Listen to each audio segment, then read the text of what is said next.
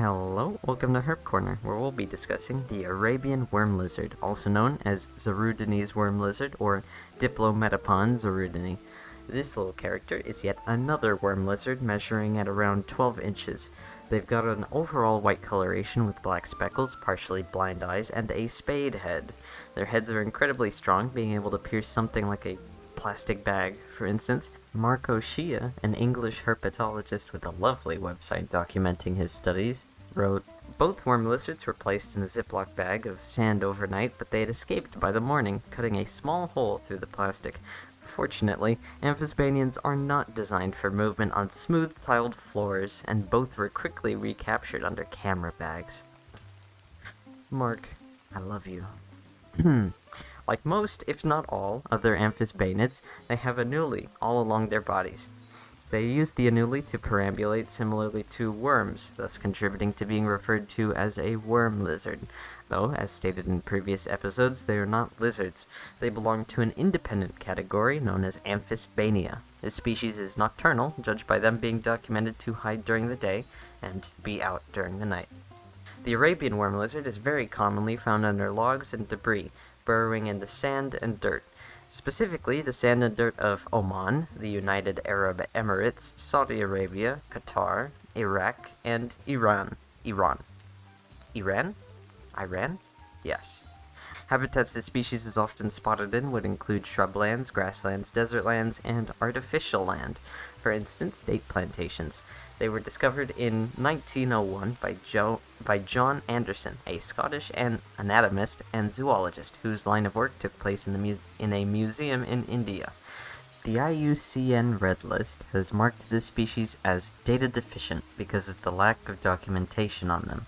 However, I think it's safe to say that they're not threatened in population, due to them being very common in the areas they're native to. Speaking of which, they've been found in a few pieces of conserved land, which just further supports the idea that their population just won't be declining anytime soon. Thank God.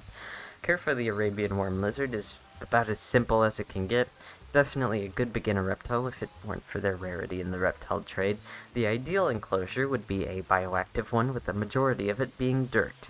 Could be a mixture of dirt and sand, though in general I'd say around 8 inches of substrate is the minimum. As usual, provide a water bowl, a hide, a basking spot, and some, miscellaneous decor. Rocks and plants are always very good. Since it's bioactive, you have got to have a cleanup crew. Millipedes, isopods, springtails, you know the drill by now.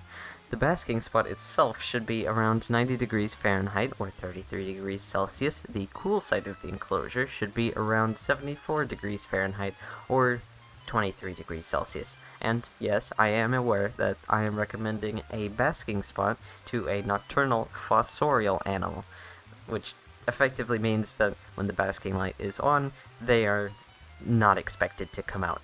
But at the same time, my own Kenyan sandboa uses her basking spot all the time, and she's also nocturnal and fossorial. It's just a good extra source of enrichment, alright? But it's only a recommendation, I guess. The minimum would be a heat pad if you're into that sort of thing. You don't need to worry too much about the enclosure having a super secure lid, since they're not particularly strong, unlike most other non-legged reptiles. The lid could be a screen one, since humidity really isn't a factor. These guys come from pretty dry climates, but a humid hide is still something that should be provided just for, when they start shedding. Having a concentrated area with a bit of humidity helps make that process easier. Feeding this species is simple. Night crawlers, mealworms, hornworms, dubia roaches, and the like are all very good options, all with some good old recticalcium with D3. Definitely pay attention to the size of what you feed them though, since this species is very small. In the wild, they would probably snack on members of the Dactylidae and Amphidius families, both having many different species of beetles found in the Arabian Peninsula, if that helps you with selecting feeders at all. A feeding schedule of maybe once every other day would be worth trying, but if your Arabian worm lizard looks on the skinnier side, then might be worth attempting to feed them more often. If he looks a little over-conditioned, then it'd be worth feeding them a little less. There aren't any recommended tips on when to feed them, so it's all about experimenting. Handling for the species is also going to be quite easy, considering how mellow they often are. Not only that, but unlike more legged reptiles, they don't have any claws to scratch you with, which is definitely a plus for handling, but also they're not inclined to and don't have a particularly hard bite. They don't have tails strong enough to whip. They're overall not a threat to you at all. Very good handling animal, 10 out of 10. It's actually getting your hands on one that's the hardest part. If you, despite all odds, find one available, they're probably wild caught. I'd only recommend buying one if you're an experienced reptile breeder looking for a new breeding project, which, speaking of, breeding of this species is interesting. Unlike most other reptiles, the breeding season is relatively short. Breeding lasts from early April to late June. Wait a second. Late June? Pride Month?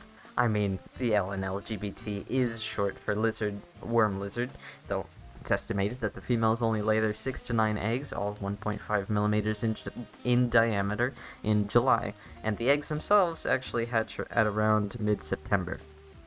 The babies look basically the same as the parents, just a little paler and much, much smaller in size. If you're really getting into breeding for this species, maybe it'd be a good idea to track the weight and testy size of the male during breeding season.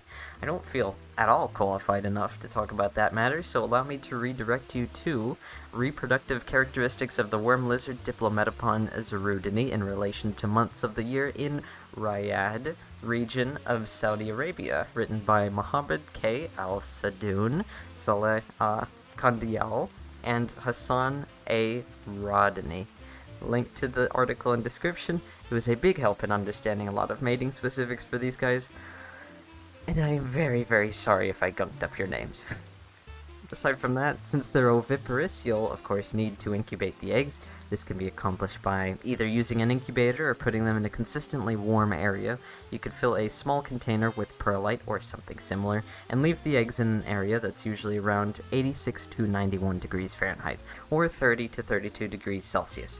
Check in on them maybe once every 2 weeks. It should only take like 1.5 to 2 months after. It should only take like 1.5 to 2 months for the eggs to hatch. As it stands right now, as amazing of a reptile these guys are, and as easy as they are to care for, I just really can't recommend them to the average keeper. No offense, of course, but as it stands now, with such the unavailable species as they are, I'd only really say to get these guys if you want to breed them and have bred animals in the past. But for beginners in the audience, if you're looking for a nocturnal, fossorial, legless animal with easy care and easy handling, might I recommend the Kenyan sand boa? They're much more available and just as personable. Other than that, I think that's going to be all for this installment of Herp Corner. As always, sources will be in the description. If you're interested in the topic, I'd recommend looking further into their husbandry or history. If you learned something new with this one, feel free to subscribe. I do these every other week. Like the video to support the channel. Have a good evening, morning, or afternoon. Thank you for listening, watching, whatever. And I'll see you next time.